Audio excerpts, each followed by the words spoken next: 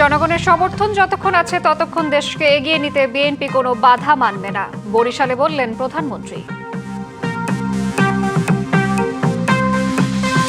রাজধানী সহ দেশ জুড়ে আজও বৃষ্টি, ভোর থেকে বর্ষণে বিভিন্ন এলাকায় জলাবদ্ধতার পাশাপাশি দীর্ঘ যানজটের চরম ভোগান্তি। বৃষ্টির দাপট কমতে থাকায় কয়েক জেলায় নামতে শুরু করেছে বন্যার পানি, ভেসে উঠছে ক্ষত চিহ্ন। স্নাতক পর্যন্ত নারীর পড়াশোনা অবৈতনিক করা হবে। আর জনগণের সমর্থন যতক্ষণ আছে ততক্ষণ দেশকে এগিয়ে নিতে বিএনপি কোনো বাধা মানবে না। বরিশালের গৌরনদীতে ফ্যামিলি কার্ড বিতরণ কর্মসূচিতে এসব কথা বলেছেন প্রধানমন্ত্রী তারেক রহমান।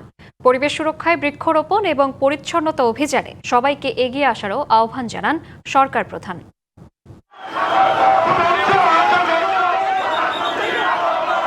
আষাঢ়ের বৃষ্টিসহ বৈরী আবহাওয়া মাথায় নিয়ে বরিশালের পথে পথে মানুষের ভালোবাসায় সিক্ত হন প্রধানমন্ত্রী তারেক রহমান। প্রধানমন্ত্রী হবার পর প্রথম বরিশাল সফরে গৌরনদীর বাটাজোর ইউনিয়নে পৌঁছে নতুন খনন করা সারিকল বাটাজোর খালপাড়ে গাছের চারা রোপণ করেন তারেক রহমান। পরে সমবেতদের উদ্দেশ্যে প্রধানমন্ত্রী বলেন, পরিবেশের ভারসাম্য রক্ষায় পরিচ্ছন্নতা অভিযানে সবাইকে এগিয়ে আসতে হবে। এই যে কখনো বৃষ্টি বেশি হচ্ছে, কখনো বৃষ্টি হচ্ছেই না, প্রায় এই যে আবহাওয়ার এই বিষয়টা সমস্যার কষ্টটা যদি কমিয়ে আনতে হয় আমাদেরকে সারা দেশে অনেক গাছ লাগাতে হবে। আমরা অনেকগুলো কর্মসূচির পাশাপাশি আমাদের এই কর্মসূচিটাকেও সারা দেশে আমরা এই কর্মসূচিটা চালু রাখতে চাই। পরে বাটাজোর সরকারি প্রাথমিক বিদ্যালয় মাঠে ফ্যামিলি কার্ডের উপকারভোগীদের সাথে মতবিনিময়ে অংশ নেন সরকার প্রধান। এ সময় তিনি বলেন, নারীকে স্বাবলম্বী করতে না পারলে দেশের উন্নয়ন অসম্ভব। বিএনপির সকল রাজনৈতিক ক্ষমতার উৎস জনগণ। যতক্ষণ বিএনপির পাশে জনগণ থাকবে, বিএনপি কোনো বাধা মানবে না। বিএনপি দেশকে ইনশাল্লাহ সামনের দিকে এগিয়ে নিয়ে যাবে। তবে আগামী 5 বছরে ধীরে ধীরে সকল পরিবারের কাছে আমরা যাওয়ার চেষ্টা করব ইনশাল্লাহ। নারীদের শিক্ষা ব্যবস্থা আমরা স্নাতক পর্যন্ত বা ডিগ্রি পর্যন্ত, আমরা স্নাতক পর্যন্ত, অনার্স পর্যন্ত আমরা ফ্রি করব। গত কয়েকদিনের দুর্যোগপ্রবণ এই পরিস্থিতির জন্য জলবায়ু পরিবর্তনকে কারণ বললেন প্রধানমন্ত্রী, যে কারণে গাছ লাগানোকে তিনি সর্বোচ্চ গুরুত্ব দিলেন। একই সঙ্গে তার রাজনৈতিক বক্তব্যে তুলে ধরলেন সকল ক্ষমতার উৎস জনগণ। নির্বাচনী সকল প্রতিশ্রুতি বাস্তবায়নে তার সরকার বদ্ধপরিকর। সব মিলিয়ে সকলের সহযোগিতা নিয়েই সুখী সমৃদ্ধ আগামীর বাংলাদেশ গড়তে চান সরকার প্রধান। Anwar Hossain, DBC news, Gournadi, Barishal. আজ সকাল থেকেই টানা বৃষ্টি চলছে রাজধানীতে, আর এতে স্থবির হয়ে পড়েছে জনজীবন। রাতভর এবং সকাল জুড়ে ভারী বৃষ্টিতে সড়ক, অলিগলি ও বিভিন্ন নিচু এলাকা পানিতে তলিয়ে গেছে। রাজধানীতে টানা বৃষ্টিতে বিভিন্ন সড়কে জলাবদ্ধতা সৃষ্টি হয়েছে। এ কারণে পুরো শহর জুড়ে তীব্র যানজটের সৃষ্টি হয়েছে। এতে চরম ভোগান্তিতে পড়েছেন নগরবাসী। পানি এড়িয়ে ধীরগতিতে যানবাহন চলাচল করায় দীর্ঘ যানজটের সৃষ্টি হচ্ছে। কোথাও কোথাও যাত্রীদের বাস থেকে নেমে হেঁটে গন্তব্যের দিকে যেতে হচ্ছে। যানবাহনের গতি ধীর হওয়ায় রাজধানীর গুরুত্বপূর্ণ সড়কগুলোতে তীব্র যানজটের সৃষ্টি হয়েছে।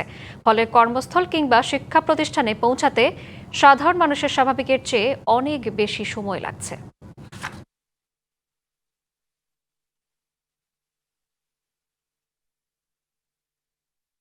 আজকে বৃষ্টির কারণে তীব্র যানজট সৃষ্টি হয়েছে। আমরা হানিফ ফ্লাইওভার থেকে নেমে ঢাকা বিশ্ববিদ্যালয়ের ভিতর থেকে এখানে আসছি। এখানেই আমি দাঁড়ায় আছি 15 মিনিটের মতো। জায়গায় জায়গায় এখন একটু বৃষ্টি হওয়ার কারণে এটাও যানজটটা দেখা যাচ্ছে। কিছু কিছু জায়গায় পানি জমে মেরেছে, তো এই কারণে জ্যামটা বেশি। বেলি রোড তো ঢুকতেই পারি নাই, পুরো আধা ঘন্টা লাগছে বেলি রোডে ঢুকতে। কখনো হালকা কখনো ভারী বর্ষণ চলছে রাজধানীতে। গতকালের মতো আজও পানি জমে দুর্ভোগের সৃষ্টি হয়েছে। নিউ মার্কেট এলাকা থেকে পরিস্থিতি জানাতে যুক্ত হচ্ছেন নাজমুল হুদা। নাজমুল, বৃষ্টি জলজটে কেমন পরিস্থিতি দেখছেন, ভোগান্তি কেমন দেখছেন সাধারণ জনগণের, জানাবেন। শ্রাবন্তী, আজকে সকাল থেকেই কিন্তু থেমে থেমে বৃষ্টি হচ্ছে।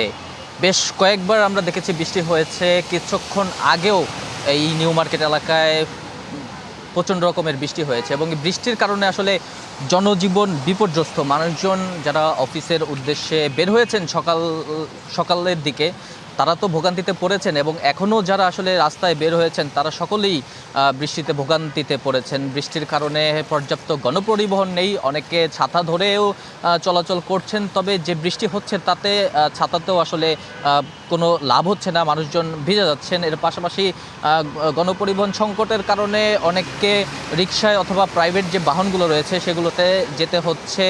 এর জন্য আসলে বাড়তি ভাড়ার অভিযোগ কিন্তু তাদেরকে রয়েছে।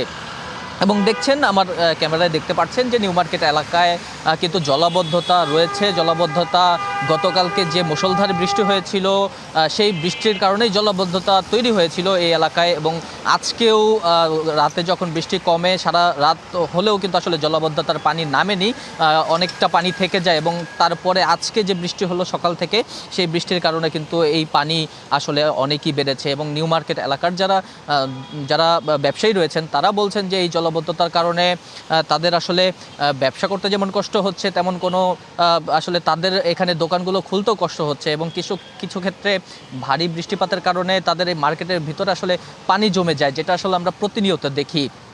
এবং আবহাওয়া অফিস কিন্তু বলেছে যে এই যে এই বৃষ্টি কিন্তু আজকে থেমে থেমে সারা দিনই আসলে বৃষ্টি হবে, এবং আগামী পরশুদিন এবং তারপরের দিন থেকে কিন্তু বৃষ্টি আরও বাড়তে পারে। আজকে যেটি হয়েছে সেটি মাঝারি ধরনের বৃষ্টি হয়েছে, অর্থাৎ 44 মিলিমিটারের কম বৃষ্টি হয়েছে। তবে এই যে বৃষ্টি যদি আরও ভারী বর্ষণের রূপ নেয় সেক্ষেত্রে কিন্তু এই যে রাজধানীবাসীর যে নাজুক পরিস্থিতি, এই পরিস্থিতি কিন্তু আরও বাড়বে, আরও ভোগান্তিতে পড়বে মানুষজন। তো দ্রুতই যাতে এই যেসব জায়গায় জলাবদ্ধতা সৃষ্টি হয়েছে সেসব জায়গার যাতে জলাবদ্ধতা নিরসন করা হয় সেজন্য আসলে সরকারকে বা সংশ্লিষ্ট যারা রয়েছেন তাদের কাছে আহ্বান জানিয়েছেন যারা নগরবাসী রয়েছেন। শ্রাবন্তী। নাজমুল, আপনাকে ধন্যবাদ। বৃষ্টি কম হয় বান্দরবান, কক্সবাজার ও চট্টগ্রাম সহ কয়েকটি জেলায় বন্যার পানি কমতে শুরু করেছে, তবে ভোগান্তি কমেনি দুর্গতদের। বান্দরবানের জেলা উপজেলা থেকে পানি নেমে গেছে, ভেসে উঠছে ক্ষতচিহ্ন। বন্যায় আমনের বীজতলা, গ্রীষ্মকালীন সবজি ক্ষেত সহ ফসলের ব্যাপক ক্ষতি হয়েছে। নাজুক সড়ক ব্যবস্থা, যোগাযোগ ব্যবস্থা। কক্সবাজারের সদর, রামু ও ঈদগাঁওয়ের নিম্নাঞ্চল সহ বিভিন্ন এলাকার পানি নেমে গেছে, ভেসে উঠতে শুরু করেছে ক্ষতিগ্রস্ত সড়ক, বেড়িবাঁধ, ফসলের ক্ষেত ও মৎস্য ঘের। গত কয়েকদিনের তুলনায় সামান্য পানি কমেছে চট্টগ্রামে। বাঁশখালী, সাতকানিয়া সহ কয়েকটি এলাকায় এখনও পানিবন্দী লাখ লাখ মানুষ। বাগেরহাটে বৃষ্টি না হওয়ায় শহরের বিভিন্ন এলাকায় জমে থাকা পানি ধীরে ধীরে কমতে শুরু করেছে। এদিকে বন্যা পূর্বাভাস ও সতর্কীকরণ কেন্দ্র জানিয়েছে সুরমা নদীর ছাতক পয়েন্টে পানি বিপদসীমার 15 সেন্টিমিটার, কুশিয়ারা নদীর ফেন্টুগঞ্জ পয়েন্টে 27 সেন্টিমিটার ও মারকুলি পয়েন্টে 7 সেন্টিমিটার, সোমেশ্বরী নদীর কলমাকান্দা পয়েন্টে 8 সেন্টিমিটার উপর দিয়ে প্রবাহিত হচ্ছে। মধ্যপ্রাচ্যে নতুন করে উত্তেজনা ছড়িয়ে পড়ায় আন্তর্জাতিক বাজারে তেলের দাম বেড়েছে। সোমবার ব্রেন্ট ক্রুডের দাম প্রায় 3% বেড়ে ব্যারেল প্রতি $78.35 পৌঁছেছে। একই সময়ে যুক্তরাষ্ট্রের অপরিশোধিত তেলের দামও 3% বেশি বেড়ে ব্যারেল প্রতি $73.62 হয়েছে। বিশ্লেষকদের মতে যুক্তরাষ্ট্র ইরানের পাল্টাপাল্টি হামলা এবং পারস্য উপসাগরীয় অঞ্চলে সংঘাত বিস্তৃত হওয়ায় জ্বালানি সরবরাহ নিয়ে নতুন করে উদ্বেগ তৈরি হয়েছে। হরমুজ প্রণালী দিয়ে তেল পরিবহন বাধাগ্রস্ত হওয়ায় আশঙ্কায় বাজারে অস্থিরতা দেখা দিয়েছে। ডিবিসি সংবাদে এই ছিল এখনকার মতো। ডিবিসি নিউজের সংবাদগুলো পড়তে ভিজিট করুন dbcnews.tv আর ভিজিট করুন ডিবিসি নিউজের ফেসবুক পেজ এবং ইউটিউব চ্যানেল। ডিবিসির সঙ্গেই থাকুন।